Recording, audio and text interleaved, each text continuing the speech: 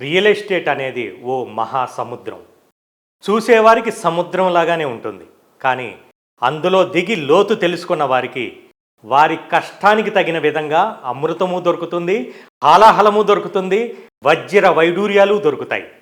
దీనికి పూర్తి బాధ్యత ఈ రంగంలో వారి పెట్టే సమయమే. కొంతమంది మాత్రం రిక్రూట్మెంట్ టార్గెట్లో భాగంగా మీరు ఏ బిజినెస్ చేస్తున్నా పర్వాలేదు, పార్ట్ టైంగా చేయండి చాలు, కేవలం మాకు కస్టమర్ నెంబర్స్ రెఫరెన్స్గా ఇవ్వండి చాలు, మీకు అంతిస్తాం ఇంతిస్తామని వారికి తోచిన విధంగా వారి ప్రయత్నాలు వారు చేస్తున్నారు. ఇప్పుడు రియల్ ఎస్టేట్ పరిస్థితి అగమ్య గోచరంగా మారటానికి పూర్తి కారణం వీరే.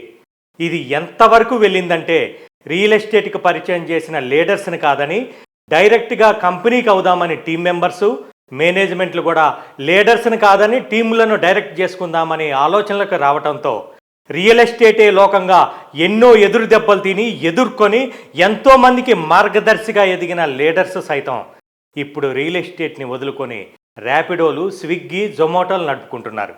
మరి ఈ పరిస్థితికి పరిష్కారం ఏంటి? ఆలోచన చేసి కామెంట్ చేయండి.